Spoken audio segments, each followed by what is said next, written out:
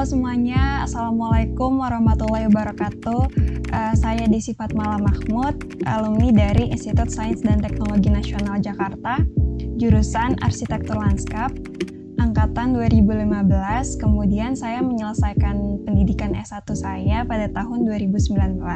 Kesibukan saya pada saat ini adalah sebagai seorang junior landscape architect di salah satu konsultan lingkungan di Jakarta.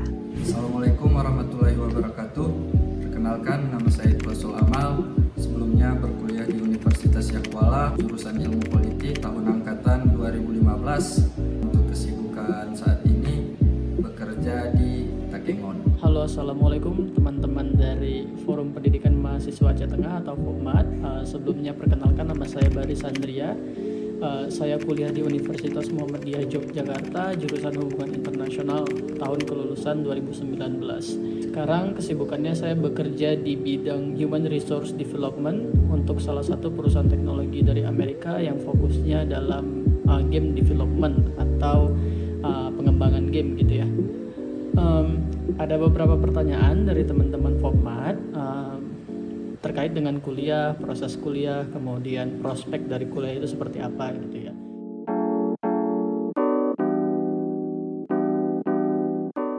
Kira-kira kuliah itu penting nggak ya gitu ya. Nah, menurut saya penting, relatif juga, tergantung dari tujuan yang ingin kita capai dari kuliah itu apa gitu. Kalau sekarang tujuan dari teman-teman ingin bekerja di sektor-sektor formal, kebanyakan memang mensyaratkan pendidikan tinggi sebagai syarat mutlak atau syarat utama untuk bisa bekerja di sektor-sektor tersebut gitu ya. Walaupun sebenarnya nggak menutup kemungkinan juga buat teman-teman yang tidak memiliki background pendidikan tinggi seperti S1, D3 dan lain-lain juga bisa bekerja di bidang tersebut. Tetapi kebanyakan memang mensyaratkan background atau latar belakang pendidikan tinggi gitu. Jadi kalau teman-teman ingin mengincar karir di bidang-bidang formal, mungkin mengambil pendidikan tinggi merupakan salah satu cara untuk menuju ke sana gitu ya. Selain untuk berkarir, memang banyak ya manfaat dari kuliah. Mungkin banyak yang dibahas juga terkait dengan pengembangan diri, karena memang sejatinya di kuliah itu banyak disediakan wadah-wadah untuk teman-teman berkembang, karena kita dikenalkan dengan hal-hal yang baru yang sebelumnya kita nggak familiar. Misalnya ketika teman-teman tertarik dengan bidang ekonomi nih misalnya, mungkin ketika kita SMA kita tahu ekonomi, ya udah ekonomi secara umum gitu ya. Tetapi ketika kita kuliah di dalam studi ekonomi, banyak lagi bidang-bidang yang mungkin kita bisa explore lebih jauh. Misalnya ada yang makroekonomi, mikroekonomi, ekonomi internasional, atau mungkin bahas hal-hal yang lain gitu yang terkait dengan ekonomi. Jadi banyak hal baru yang dikenalkan, sehingga kita tahu apa yang kita suka dan apa yang kita nggak suka, apa yang bidang yang mau kita explore lebih jauh, kemudian apa yang sekiranya ya udah kita cukup sekedar tahu aja gitu ya. Jadi itu salah satu manfaat juga dari kuliah, selain dari hal-hal seperti kenalan dengan orang baru, networking dan lain-lain. Menurut saya kuliah itu penting. Yang pertama, di kuliah implementasi apa yang kita inginkan. Mungkin banyak orang tua menyuruh kuliah untuk mendapatkan pekerjaan. Menurut saya, buat adik-adik, kuliah itu bukan hanya sekedar untuk mendapatkan pekerjaan, tapi di kuliah itu adalah membentuk diri kita dan bagaimana mendoktrin diri kita sendiri untuk mendapatkan wawasan yang lebih banyak dan lebih luas daripada pada saat kita sekolah. Menurut saya, dan sepertinya menurut kita semua, kuliah itu cukup penting dalam hidup kita, apalagi nanti dalam dunia pekerjaan, karena biasanya tempat kita bekerja itu membutuhkan skill dan juga kompetensi akademik bagi calon pekerjanya yang bisa kita dapatkan salah satunya itu melalui kuliah gitu.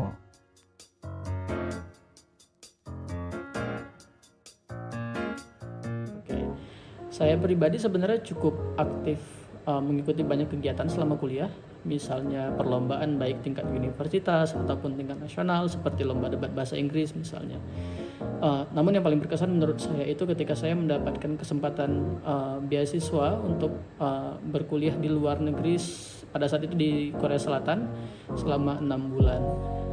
Di sana saya banyak belajar hal baru seperti misalnya komunikasi menggunakan bahasa Inggris ataupun bahasa Korea dengan orang-orang asing dari berbagai belahan dunia, berbeda-beda negara yang mana mereka memiliki background yang berbeda juga gitu ya.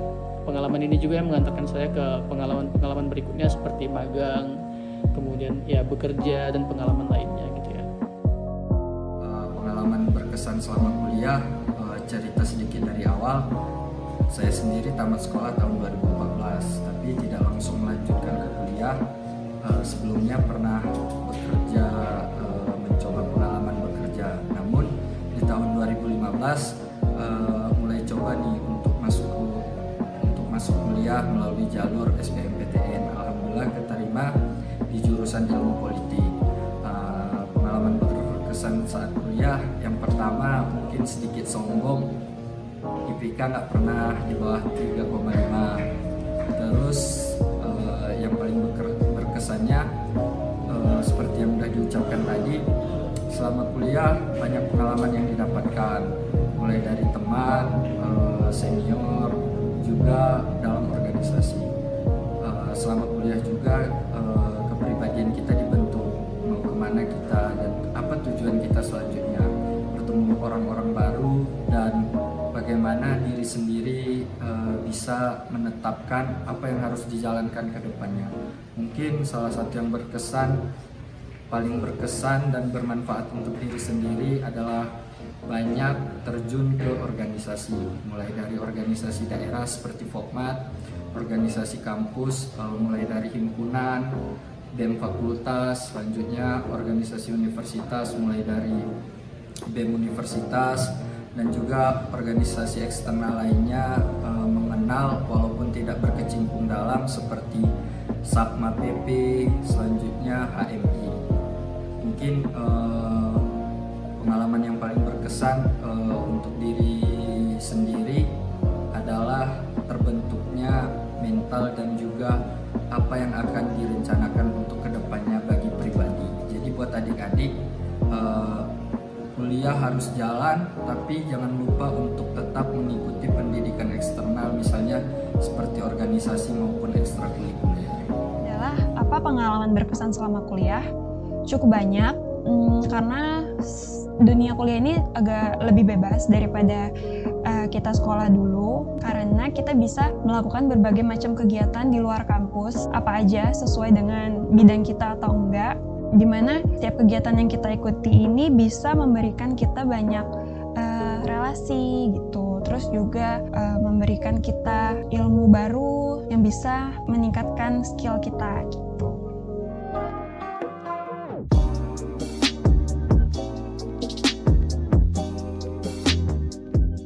Seperti yang sudah dijelaskan tadi, kampus memang tempat utamanya, tapi jangan pernah lupa ada organisasi yang juga bisa membuat diri kita menjadi hebat dan membuka wawasan kita berpikir. Selain membuka wawasan, kita juga akan bertemu orang-orang baru yang mempunyai pengalaman lebih dari diri kita dan bisa menjadi ilmu yang baru untuk kita terapkan pada diri kita.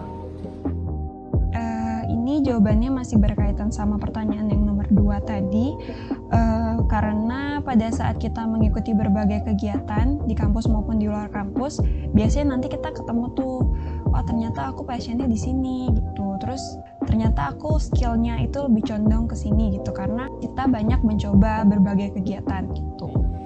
Betul, karena memang kita dikenalkan sama hal yang baru.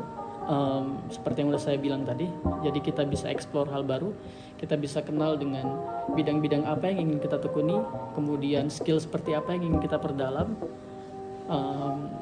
yang mana hal-hal ini bisa bantu kita untuk nemuin kira-kira aku pengen berkarir di bidang ini gitu ya setelah kita lulus. Jadi menurut saya karir kampus tempat yang cukup baik untuk menemukan atau mengenali diri sendiri.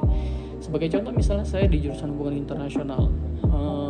Jurusan hubungan internasional sendiri banyak cabangnya lagi. Misalnya ada yang multinational corporation. Kalau di kampus saya ada yang non-governmental organization, organisasi non-pemerintah. Atau juga di bidang diplomasi dan negosiasi misalnya. Nah, saya tertarik dengan bidang multinational corporation, sehingga saya mendalami bidang itu. Kemudian sekarang saya bekerja untuk salah satu perusahaan multinasional juga, yang mana kita ada di beberapa negara termasuk Indonesia kayak gitu.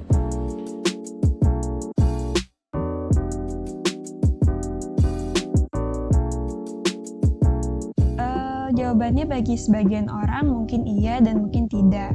ada yang sudah menyiapkan dana pendidikannya dari jauh hari dan ada juga yang belum. Nah, biasanya kita bisa menemukan banyak sekali beasiswa ya dari masing-masing kampus. Kayak waktu saya dulu di kampus, saya mendapatkan beasiswa full untuk biaya uang semester gitu. Ada beberapa persyaratan itu berbeda dari masing-masing kampus. Kalau di kampus saya dulu itu ada minimal IPK yang harus dicapai pada setiap semesternya supaya kita bisa melanjutkan beasiswa lagi di semester-semester berikutnya. Untuk biaya mungkin jadi salah satu alasan, tapi sekarang kan banyak tuh beasiswa, tergantung diri kitanya lagi mau bertanya dan mau mencari. Mungkin solusinya kalau untuk biaya balik ke diri kita. Kalau ada pepatah bilang banyak jalan menuju Roma, jadi jangan pernah putus asa. Pertanyaan ini mungkin jawabannya bisa sedikit bias ya, karena bagi beberapa orang bisa jadi biaya itu bukan merupakan suatu kendala, tetapi bagi sebagian orang lainnya mungkin bisa jadi kendala. Nah, buat teman-teman yang mungkin masih ngerasa belum pede nih dengan kemampuan finansialnya untuk berkuliah, ada banyak opsi sebenarnya, terutama beasiswa yang di-provide atau disediakan oleh kampus, disediakan oleh jurusan bahkan, ataupun disediakan oleh pemerintah, bahkan disediakan oleh pihak swasta seperti perusahaan misalnya. Contohnya seperti perusahaan saya yang menyediakan beasiswa untuk teman-teman yang ingin berkutat di bidang teknologi misalnya. Jadi banyak dengan besarnya atau ya dengan mudahnya akses informasi yang kita dapat sekarang, saya rasa untuk mendapatkan beasiswa, terutama informasi-informasi terkait dengan itu tidak begitu sulit ya seperti dulu. Mungkin kalau untuk mendapat beasiswa butuh sedikit effort karena memang akan ada proses seleksi, tetapi bukan berarti itu hal yang mustahil, karena saya sendiri ketika kuliah itu hidup di lingkungan yang mana teman-teman saya banyak menjalankan proses studinya dengan fasilitas beasiswa gitu ya dari berbagai macam institusi. Jadi bisa dan worth it untuk dicoba gitu.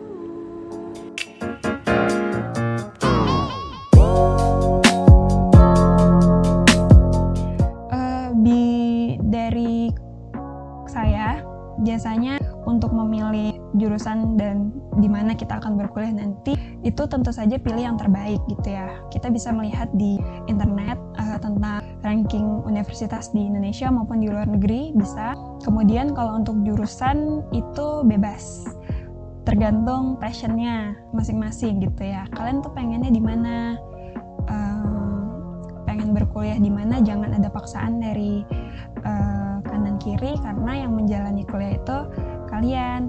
Dan juga jangan lupa dilihat bagaimana prospek kerja di kemudian hari, apakah jurusan ini banyak dibutuhkan atau tidak, dan juga peluangnya, peluang untuk masuk ke kampus dengan jurusan itu juga harus menjadi pertimbangan bagi kalian.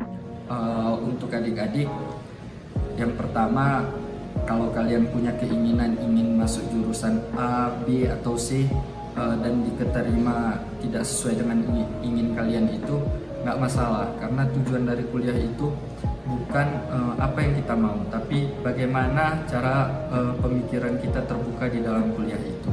Terus untuk pemilihan jurusan apapun itu dijalani dengan sepenuh hati, karena rezeki nggak ada yang tahu. Mungkin sebelum selesai kuliah kita udah dapat pekerjaan, mungkin setelah selesai kuliah pengalaman yang kita dapatkan waktu kita kuliah itu yang bermanfaat buat kita. Buat adik-adik, nggak ada yang salah jalan, tapi bagaimana kalian yang buat pilihan kalian itu jadi sesuatu yang benar dan bagus untuk diri kalian. Oke, menarik pertanyaannya. Jadi mungkin jawaban yang umum ialah ketika kita milih jurusan itu berdasarkan passion ya, ketertarikan sama suatu bidang. Ini benar, saya nggak mau menyalahkan karena saya juga sepakat sama hal itu. Tanpa memiliki passion di suatu bidang mungkin agak sulit untuk menyelesaikannya karena kita nggak termotivasi gitu ya.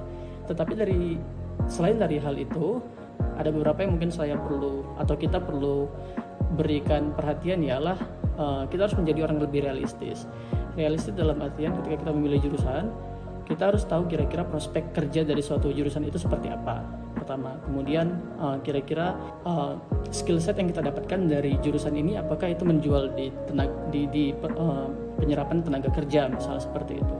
Kita tahu nih ketika kita kuliah di bidang ini kita mendapatkan skill setnya seperti apa, kemudian bekerja di bidang seperti apa gitu ya. Jadi ada gambaran.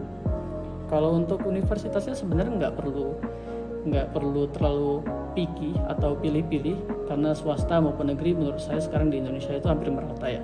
Swasta juga exposure-nya cukup bagus karena mereka punya banyak kerjasama dengan universitas di luar negeri, jadi akan banyak kemungkinan bahwa kita akan diajarkan oleh profesor dari luar negeri ataupun bisa ikut program pertukaran pelajar ke luar negeri dan lain-lain lah intinya. Nah, riset memang penting, riset sebelum kita mengambil jurusan, karena dari situ juga kita tahu nih targetnya nanti mau kuliah itu kita mau belajar hal yang seperti apa dan kemudian bekerja di bidang yang seperti apa. Jadi kuliahnya nggak sekedar kuliah, tetapi juga kita punya target di tiap semesternya, kira-kira skill set apa aja yang bisa aku dapatin agar aku bisa kerja di suatu bidang tertentu gitu kan. Nah, itu salah satu manfaatnya.